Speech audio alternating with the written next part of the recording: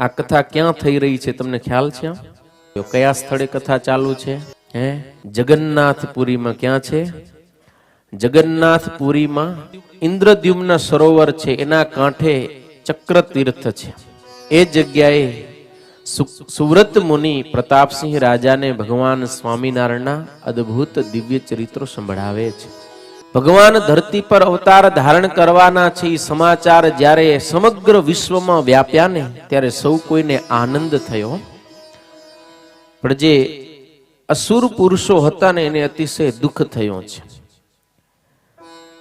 અસુરો, દૈત્યો, દાનવો, રાક્ષસો, યક્ષો આ બધા ભેગા થયા અને એમણે નક્કી કર્યું કે દૈવી શક્તિ ધરતી ઉપર અવતરે એના પહેલા જ આપણે ધરતી પર અવતાર ધારણ કરી અને આખા એ ધર્મનું નિકંદન કાઢી નાખી. કોઈ જગ્યાએ ધર્મ રહેવા જ ન દઈ. જો ધર્મ જ નહીં રહે તો પછી દૈવી શક્તિ કોનો આશ્રય લઈને ધરતી પર અવતાર ધારણ કરશે? એમ નક્કી કરી અને હજારોની સંખ્યામાં અસુર પુરુષો હતા ને એ ધરતી પર ઠેર ઠેર જગ્યાએ જન્મ ધારણ કરવા લાગ્યા છે. કેટલાક અસુરો હતા એ રાજકુળમાં જન્મી અને રાજા થયા છે અને પ્રજાને જોરાવરી અધર્મના માર્ગે ચલાવે છે. કેટલાક અસુરો બ્રાહ્મણાદિક ત્રિવર્ણમાં જન્મ ધારણ કર્યા છે અને કેટલાક અસુરો તો દીક્ષા લઈને સાધુ થઈ ગયા, સમાજના ગુરુ બન્યા અને પોતાના શિષ્ય વર્ગને ગેરમાર્ગે દોરીને અધર્મના માર્ગે ચલાવવા લાગ્યા છે.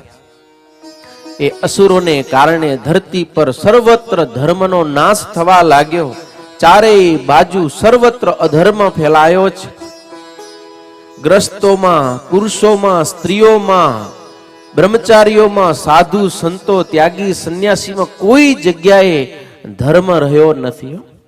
અતિશય ધર્મની જ્યારે હાનિ થઈને ચારેય બાજુ અંધાધૂંધીનું વાતાવરણ થયું છે અને એવા સમયે ભરતખંડના મનુષ્યોનું કલ્યાણ કરવા માટે ભગવાન અવતાર ધારણ કરવાના છે એની પૂર્વ ભૂમિકા તૈયાર કરવા સાક્ષાત ધર્મદેવ અને એમના પત્ની મૂર્તિ દેવી અને મરીચ્યાદિક સર્વે ઋષિઓ આ ધરતી પર પોતાને યોગ્ય માતા પિતાને પસંદ કરવા લાગ્યા છે.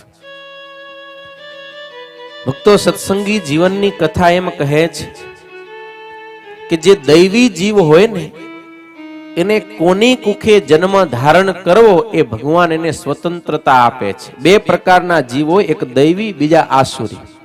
આસુરી જીવ હોય એને પોતાના કર્મના બંધન પ્રમાણે ભગવાન જ્યાં મૂકે ત્યાં કને એને જન્મ ધારણ કરવો પડે. જ્યારે દૈવી પુરુષ છે, જે ઉચ્ચ જીવાત્મા છે, એને ધરતી ઉપર કોઈ કારણવશાત જન્મ ધારણ કરવો પડે ને તો એ પોતાને યોગ્ય માતા પિતાની પસંદગી કરે છે. એટલે જો તમે ઈચ્છતા હો કે અમારી ઘરે કોઈક દૈવી સંતાન આવે, ઊંચો જીવ આવે, તો એ આપણને ક્યારે પસંદ કરે? જ્યારે આપણા જીવન, આપણા આચરણ એવા ઊંચા હોય ત્યારે એ દૈવી જીવ એવા યોગ્ય માતા પિતાને પસંદ કરીને એને ત્યાં કને પુત્ર કે પુત્રી રૂપે જન્મે છે.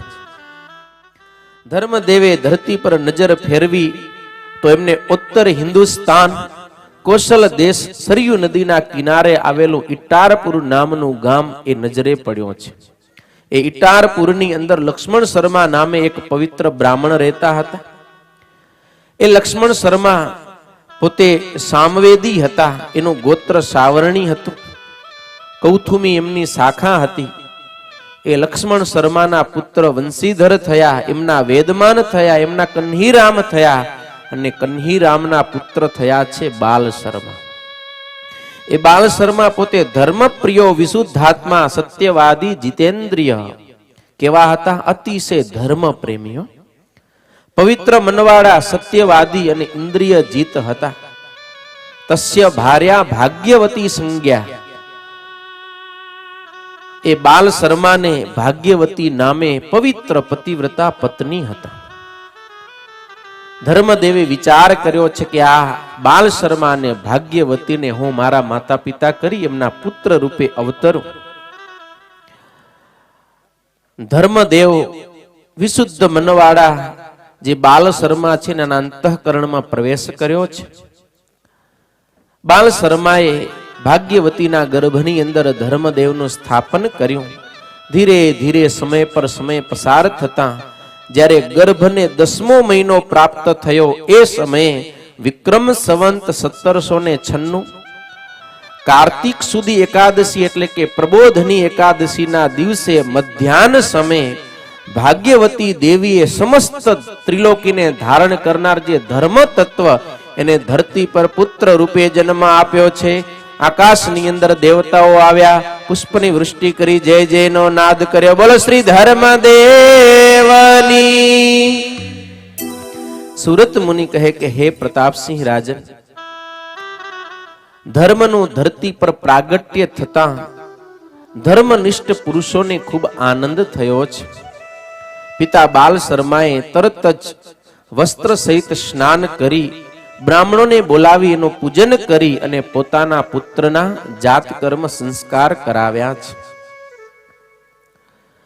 ઇટારપુરના નરનારીઓ એ નવજાત શિશુને જોવા માટે આવે ને તો બાળકને જોઈને સૌ કોઈ એમ કહે છે કે પ્રાગ યોગીનમ, પ્રાગ યોગીનમ. અરે આ તો કોઈ પૂર્વના મોટા યોગી પુરુષો હોય ને એવું લાગે છે.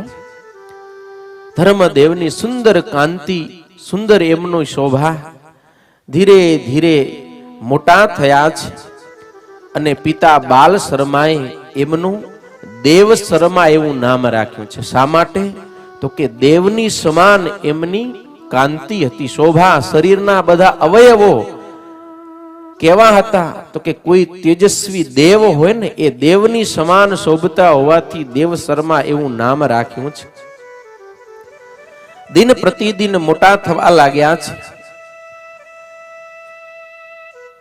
8મા વર્ષને જ્યારે પ્રાપ્ત થયા ત્યારે પિતા બાલ શર્માએ દેવ શર્માનો યજ્ઞોપવિત સંસ્કાર કરાવ્યો અને પિતાની આજ્ઞાથી એ ગુરુકુલની અંદર વેદાધ્યયન કરવા માટે ગયા છે. સુરત મુનિ કહે કે હે પ્રતાપસિંહ રાજન, 12 વર્ષ સુધી ગુરુકુલમાં રહી અને દેવ શર્માએ અંગ સહિત વેદોનું અધ્યયન કર્યું. કેટલા વર્ષ રોકાયા? 12 વર્ષ. પહેલા જે આપણી પ્રાચીન ગુરુકુલ પદ્ધતિ હતી એની અંદર ચાહે રાજાનો પુત્ર હોય, ગમે એવા ધનવાનનો પુત્ર હોય, બ્રાહ્મણનો પુત્ર હોય કે વૈશ્યનો પુત્ર હોય, એ પોતે ઘર છોડી અને ગુરુના આશ્રમમાં ગુરુની સમીપે જઈને રહેતા અને ત્યાં કને રહીને વિદ્યાભ્યાસ કરતા.